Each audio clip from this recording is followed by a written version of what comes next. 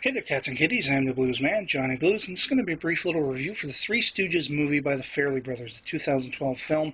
And this is one of those movies where I was really apprehensive going into it.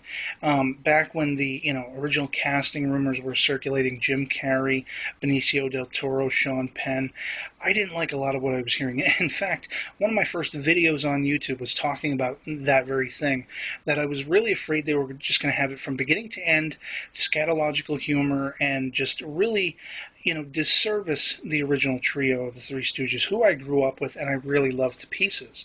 And so I finally got to see this movie today, and it's definitely a mixed bag by the time I'm done with it.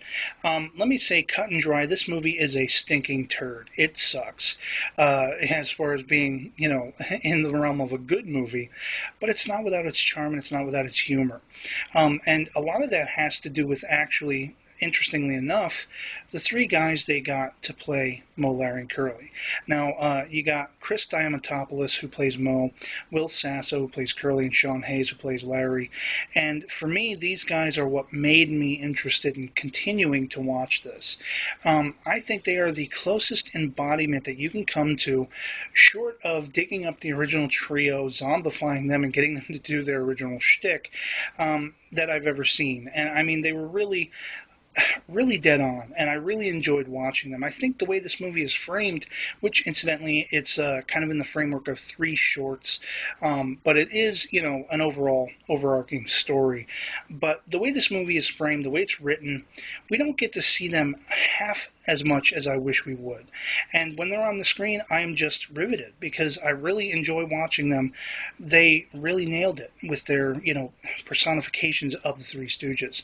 Now, in the film, there are a lot of funny moments, and there's a lot of gross out humor. Well, I wouldn't say a lot, but enough to keep kids wanting to watch it. And, the adults are going to be watching these guys. That's the way I look at it. If you go in knowing it's a piece of crap, and you watch them and you are kind of open-minded to them, then you'll get through it. But there are also moments that just stretch out way too long.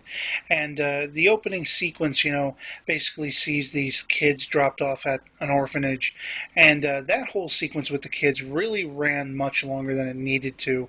I mean, it takes forever just to see the grown adult Three Stooges show up in the film. What I will say is the kids that they actually got portraying them did pretty well, for kids. They were pretty good actors to embody the Three Stooges as close as you could get as children might be. And but again, that sequence it didn't need to be that long, and I was just chomping at the bit for that part to come to a close. Now, of course, there are nods to the original Stooges as well, with certain gags. If you've watched the Stooges, you'll pick up on them. There's sequences with the boys doing repairs. There's sequences where, of course, everything goes haywire to that effect.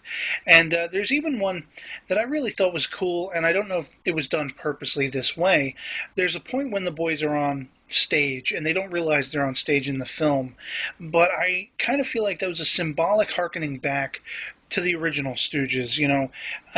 For anyone who knows about them, they came from vaudeville. They came from working in front of a crowd up on a stage, and I really felt like the sequence in this film was kind of an homage to that because, as I say, they don't know they're on stage, but they are, and they're kind of performing on stage. Now, as this sequence plays out, it kind of tugs on the emotional core of the overall story, and it's pretty much cliche. I mean, it's all about them having to save their orphanage, and lots of, predictable things happen along those lines, but there are a couple curveballs that I was actually really surprised that, this movie pulled a big one on me. And the funny thing is there are a lot of actually familiar faces in this film that crop up in sort of cameo roles. I mean, Jane Lynch, Jennifer Hudson, Stephen Collins, my man Will Decker from the motion picture, and Larry David on an annoying front.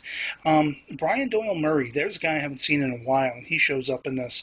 And, of course, it's not without its villains.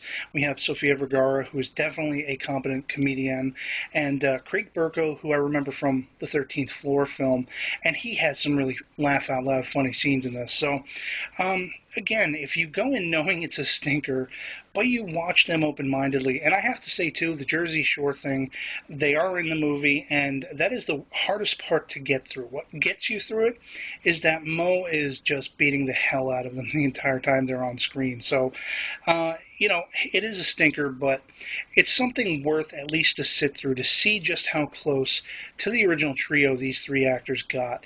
And I really wish we could have seen more of that. So, if I had to rate it 1 to 5, I'd say 2.5, and that's going to be pretty much it for me on it. So, I'll catch you later. Peace.